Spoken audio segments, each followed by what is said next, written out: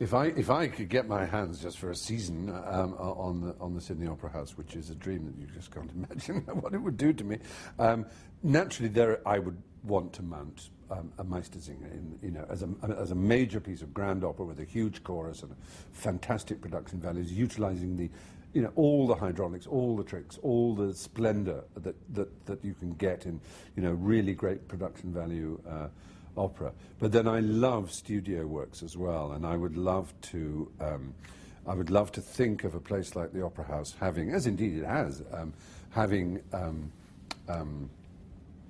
I tell you the way I'll put it. In the days of the Icelandic Norse Eddic sagas, the idea was that they developed.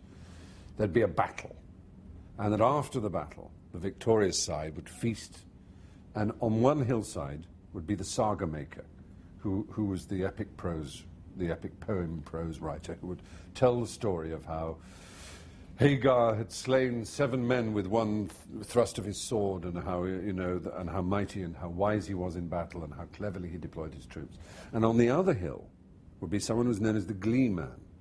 And the Glee Man would explain how Hagar was so drunk that when he couldn't pick up his sword properly and accidentally knocked someone on the head with it, and then as he tried to bring it up again, he knocked 2 others. He would make the satirical version of it.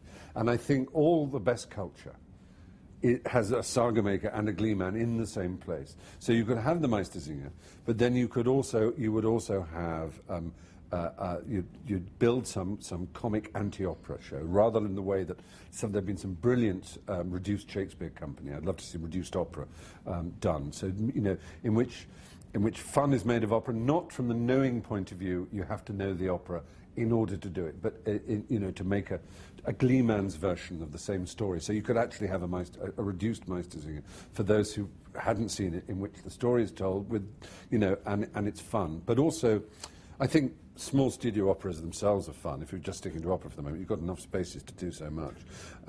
So you could have ones like, I love Strauss, so Capriccio or Ariadne auf Naxos, for example, those fabulous, beautiful, smaller scale Strauss operas.